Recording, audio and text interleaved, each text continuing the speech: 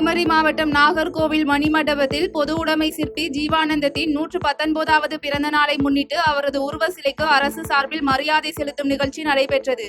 இந்நிகழ்வில் மாவட்ட ஆட்சியர் அழகு மீனா மற்றும் மேயர் மகேஷ் ஆகியோர் கலந்து கொண்டு ஜீவானந்தத்தின் உருவ சிலைக்கு மாலை அணிவித்து மரியாதை செலுத்தினர்.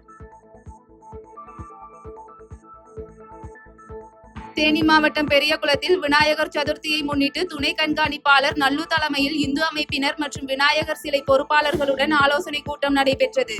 இந்த கூட்டத்தில் அனுமதி வழங்கப்பட்ட இடங்களில் விநாயகர் சிலை வைப்பது மற்றும் விநாயகர் சிலை ஊர்வலத்தின் போது பிற சமுதாயத்தினர் புண்படும்படியான கோஷங்கள் எழுப்பக்கூடாது போன்ற கட்டுப்பாடுகளை துணை கண்காணிப்பாளர் தெரிவித்தார்.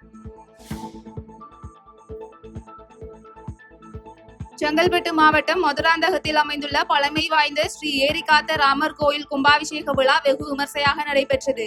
மேலும் 18 ஆண்டுகளுக்கு பிறகு சிறப்பு வழிபாடுகளுடன் நடைபெற்ற இந்த கும்பாபிஷேக விழாவில் ஆயிரக்கணக்கான பக்தர்கள் கலந்து கொண்டு சாமி தரிசனம் செய்தனர். கடலூர் மாவட்டம் நெய்வேலி மேல்பாப்பனப்பட்டு கிராமத்தில் அமைந்துள்ள ஸ்ரீ பிடாரியம்மன் கோயில் கும்பாபிஷேக விழா வெகு விமர்சையாக நடைபெற்றது. மேலும் சிறப்பு வழிபாடுகளுடன் நடைபெற்ற இந்த கும்பாபிஷேக விழாவில் திரளான பக்தர்கள் கலந்து கொண்டு சாமி தரிசனம் செய்தனர்.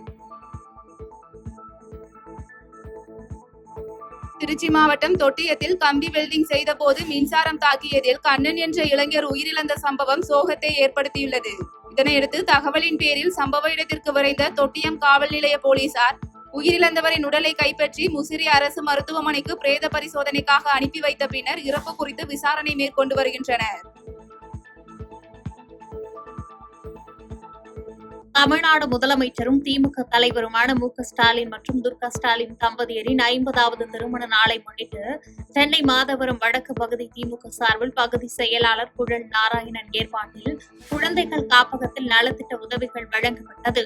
முதலமைச்சருக்கும் அவரது துணைவியாருக்கும் வாழ்த்து தெரிவித்து குழந்தைகள் காப்பகத்தின் சார்பிலும் திமுகவினர் சார்பிலும் பிரார்த்தனை செய்யப்பட்டது.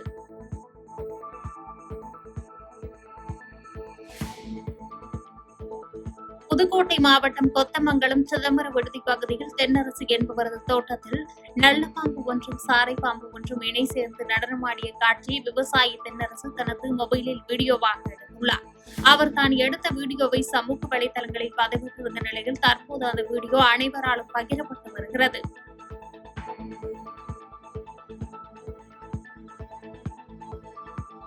சுதந்திர போராட்ட வீரர் ஒண்டி வீரனின் 254வது நினைவு தினத்தை முன்னிட்டு நாமக்கல் அண்ணா சிலை அருகில் மத்திய மாவட்ட தமிழ் புலிகள் கட்சி சார்பில் மௌன அஞ்சலி செலுத்தப்பட்டது. இதில் மத்திய மாவட்ட செயலாளர் குமரவேல் ஒண்டி வீரன் உருவப்படத்திற்கு மாலை அணிவித்து மரியாதை செலுத்தினார்.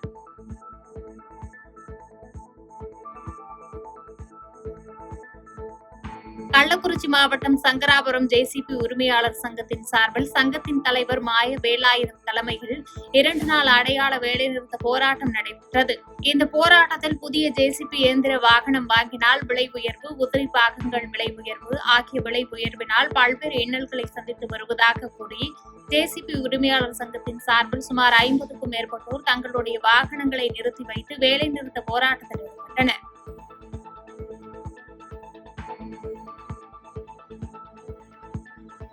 மயிலாடுதுறை காமராஜர் சாலையில் உள்ள பிரசித்தி பெற்ற கண் கொடுத்த விநாயகர் ஆலய மகா கும்பாபிஷேகம் வெகு விமர்சையாக நடைபெற்றது. தர்மபுரம் ஆதீன மடாதிபதி முன்னிலையில் நடைபெற்ற நிகழ்ச்சியில் ஆயிரக்கணக்கான பக்தர்கள் பங்கேற்று சுவாமி தரிசனம் செய்தனர்.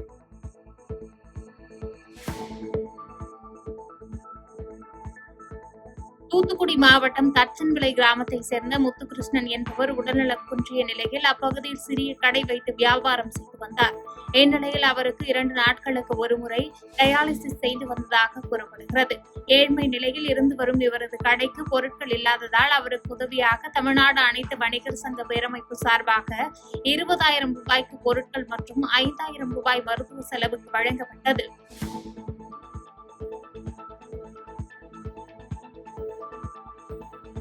மயிலாடுதுறை மாவட்டம் சீர்காழி ரயில் நிலையம் சாலையில் மாரகோணி மந்திராலயா கார்டனில் புதிதாக வேல்வடிவில் அமைக்கப்பட்ட ஸ்ரீ வள்ளி ஸ்ரீ தெய்வானை சமேத ஸ்ரீ வேல்முருகன் ஆலயத்தில் இன்று மகா கும்பாபிஷேகம் வெகு விமர்சையாக நடைபெற்றது. தர்மபுரம் ஆதீனம் முன்னிலையில் நடைபெற்ற இந்த கும்பாபிஷேகத்தில் திரளான பக்தர்கள் கலந்து கொண்டு சுவாமி தரிசனம் செய்து வழிபட்டனர். திருப்பத்தூர் மாவட்டம் வாணியம்பாடியில் நடைபெற்ற உங்களுடன் ஸ்டாலின் திட்ட சிறப்பு முகாமில் பல்வேறு துறை சார்ந்த அதிகாரிகள் பங்கேற்று பொதுமக்களின் கோரிக்கை மனுக்களை பெற்று உடனடியாக தீர்வு காணும் பணியில் ஈடுபட்டிருந்தனர். அப்போது மனு கொடுத்து 15 நிமிடத்தில் நபர் ஒருவருக்கு வீட்டு வரி மற்றும் குடிநீர் இணைப்பு வழங்குவதற்கான ஆணை வழங்கப்பட்டது.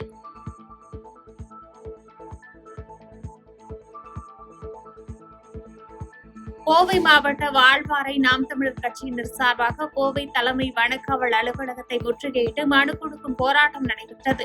இதில் வால்பாறை மலைப்பகுதியில் நடைபெறும் வனவிலங்கு மனித மோதல்களால் ஏற்படும் உயிரிழப்பு மற்றும் பொருட்சேதங்களை தடுத்து உரிய பாதுகாப்பு தர வலியுறுத்தி வன உயர் அதிகாரிகளிடம் மனு அளிக்கப்பட்டது.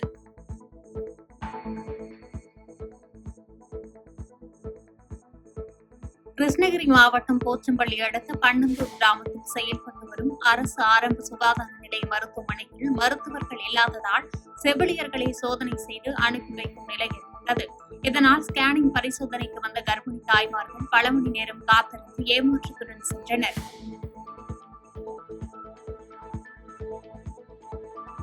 செங்கல்பட்டு மாவட்டம் சதுரங்கப்பட்டினம் ஊராட்சி மெய்யூர் பகுதியில் தனியார் நிறுவனம் மற்றும் தெய்வீக ஒளி அறக்கட்டளை இணைந்து 15 லட்சம் ரூபாய் மதிப்பீட்டில் இருளர் மக்களுக்காக அமைக்கப்பட்ட சமுதாய நலக்கூடத்தின் திறப்பு விழா நடைபெற்றது. இதில் கலந்து கொண்ட தனியார் நிறுவனத்தின் மேலாளர் சிவராமகிருஷ்ணன் சமுதாய நலக்கூடத்தை திறந்து வைத்த நிலையில் நிகழ்ச்சியில் கடம்பாடி ஊராட்சி மன்ற தலைவர் தேன்மொழி சுரேஷ்குமார் உள்ளிட்ட பலர் கலந்து கொண்டனர்.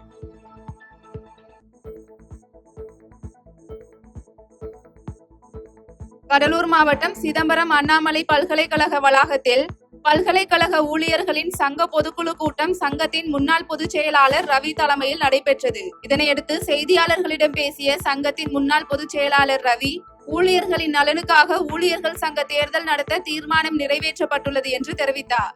அதன்படி மிக விரைவில் வருகின்ற 25ஆம் தேதி மாலை 5 மணிக்கு பிறகு ஊழியர் சங்க தேர்தலை நடத்தி, அதுவும் குரல் வாக்கெடுப்பு மூலம் நடத்தி பொறுப்பாளர்களை தேர்ந்தெடுப்பது என இந்த பொதுக்குழு ஒருமனதாக தீர்மானம் நிறைவேற்றியிருக்கிறது. சேலம் மாவட்டம் கஞ்சமலை பகுதியில் வனவிலங்கு வேட்டைக்கு சென்ற தமிழ்வாணன், மெய்யப்பன், குமரேசன் ஆகிய 3 பேரை ரோந்து பணியில் ஈடுபட்டிருந்த வனத்துறையினர் கைது செய்தனர்.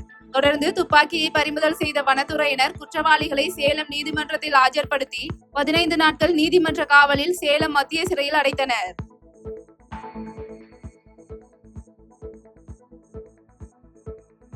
திண்டுக்கல் மாவட்டம் நத்தம் பகுதியில் கஞ்சா விற்பனையில் ஈடுபட்ட சிறுவன் உட்பட 9 பேரை கைது செய்த தனிப்படை போலீசார் குற்றவாளிகளிடமிருந்து 1 கிலோ கஞ்சா, 8 செல்போன்கள் ஆகியவற்றை பறிமுதல் செய்தனர்.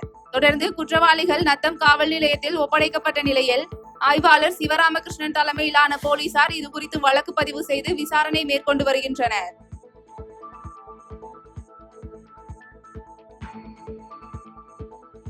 திண்டுக்கல் மாவட்டம் பழனி தண்டாயுதபாணி சுவாமி கோயிலில் உண்டியல் என்னும் பணி நடைபெற்றது. இதில் பக்தர்களின் காணிக்கையாக 3,23,23,207 ரூபாய் பணம், 627 கிராம் தங்கம் மற்றும் 18,080 கிராம் வெள்ளி ஆகியவை கிடைக்கப்பெற்றது.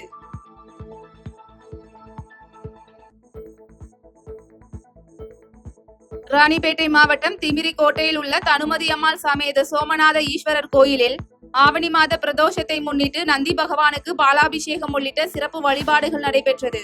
இதில் ஏராளமான பக்தர்கள் கலந்து கொண்டு சிவன் பாடல் பாடி சுவாமி தரிசனம் செய்தனர்.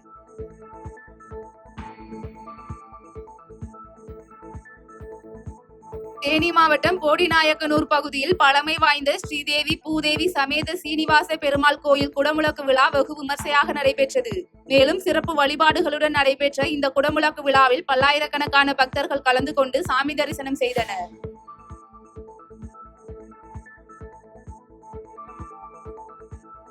நீலகிரி மாவட்டம் குறும்பாடி பகுதி பழங்குடியினர் குடியிருப்பு பகுதியில் நுழைந்த ஒற்றை காட்டு யானையால் அப்பகுதி மக்கள் அச்சமடைந்தனர்.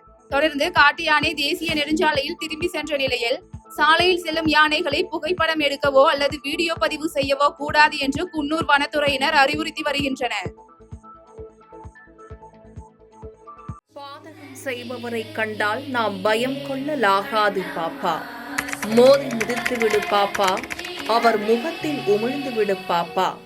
அண்மை செய்திகளை உடனுக்குடன் தெரிந்து கொள்ள இணைந்திருங்கள் எம் நாடு தொலைக்காட்சியுடன்.